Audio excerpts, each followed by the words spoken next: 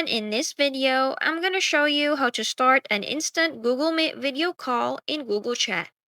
Start by opening the direct message or space where you want to create the meeting. Next, click inside the message box at the bottom of the conversation.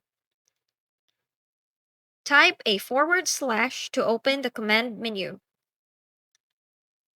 From the list of available commands, click Send a Meet link.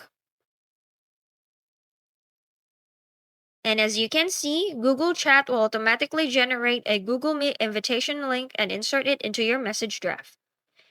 If you'd like, you can add a short message along with the link.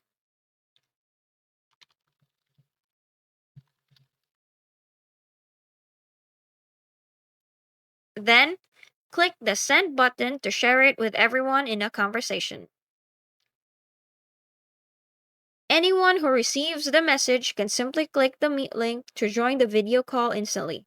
And that's it. Thanks for watching.